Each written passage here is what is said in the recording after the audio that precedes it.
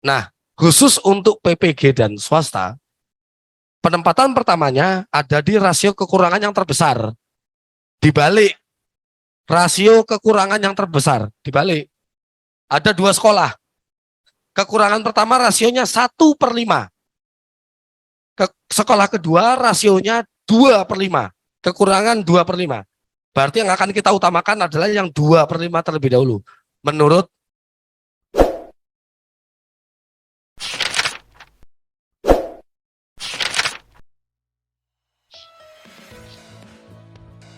Terus bagaimana dengan PPG dan swasta?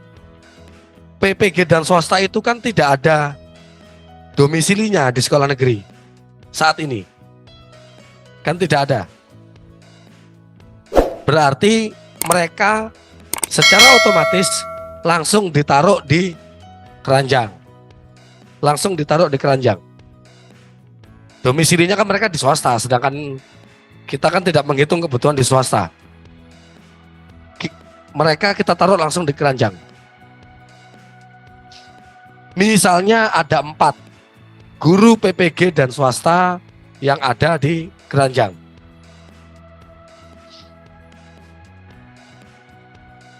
Nah, kita buat peringkat 1, 2, 3, 4.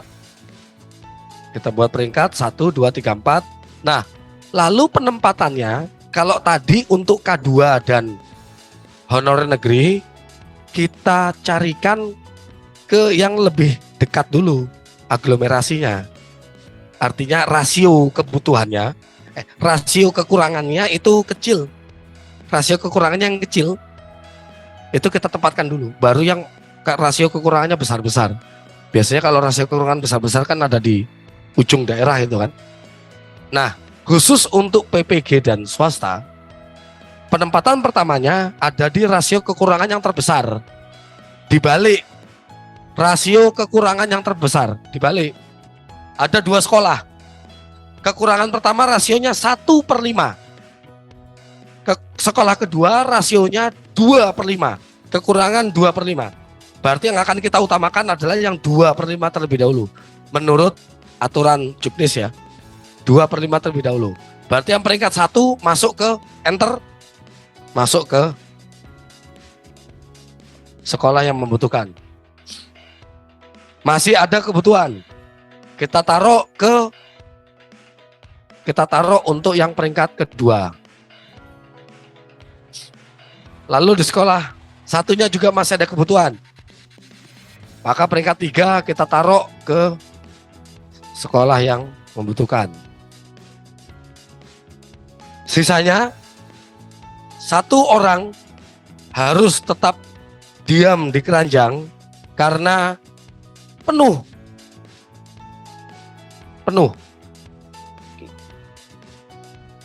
Pertanyaannya, misalnya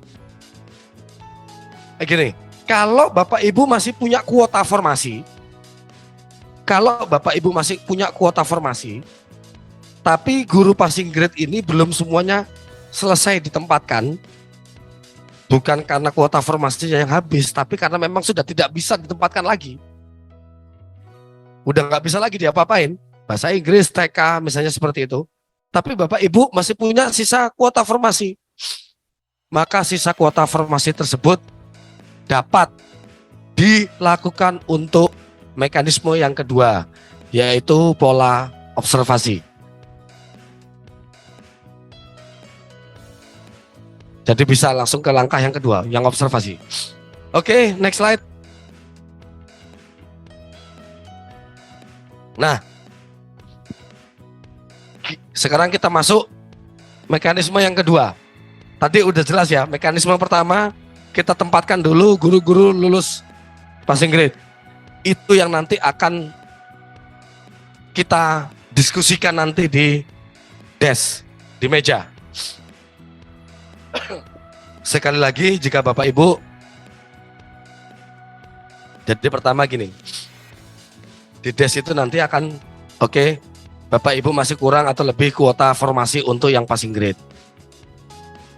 Jika kurang, kita akan tanyakan mau tambah atau tidak. Itu sudah ada sistem aplikasi, kita sudah siap. Mau tambah atau tidak? Kalau tambah, oke, tambahnya mau berapa? Jika tidak, oke, berarti Bapak Ibu punya kuota sekian. Tadi Pak Suryo kan juga udah bilang bahwa kuota di informasi tidak diperkenankan untuk dikurangi, diperkenankan untuk ditambah. Oke, jika memang tidak menambah, berarti udah kita nanti di des tinggal diskusi siapa ditempatkan di mana. Khusus untuk guru-guru yang sudah punya sekolah tidak dapat didiskusikan kembali karena dia memang sudah ngajar di situ. Khusus untuk guru-guru yang ditempatkan di keranjang itu tadi, kita bisa berdiskusi. Kita sangat membuka diskusi bagi oleh Bapak Ibu. Oh, ini di sini saja, yang ini di situ, yang kita bisa diskusi. Masing-masing Pemda kira-kira mendapatkan waktu sekitar agak lama di meja itu 45 menit. 45 menit untuk mendiskusikan individu, penempatan individu. Jadi saya rasa itu udah lama. Makanya maksud saya mindsetnya itu kita bereskan dulu di sini. Pengertiannya kita bereskan dulu saat ini. Jadi nanti begitu di des itu tinggal diskusi data. Siapa kemana. Oke. Lalu sisanya ada beberapa daerah, terutama Kalimantan tadi, kalau saya lihat datanya.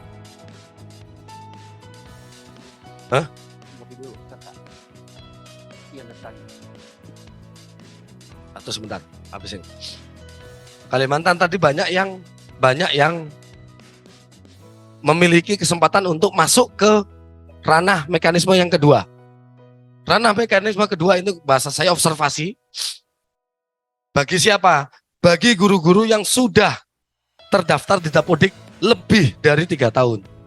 Kalau guru baru, apa yang mau diobservasi? Ini kita sudah.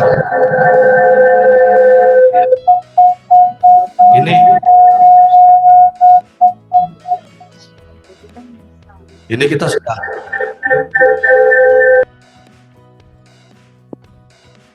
Ya, ini kita sudah beranjak dari tes ke observasi.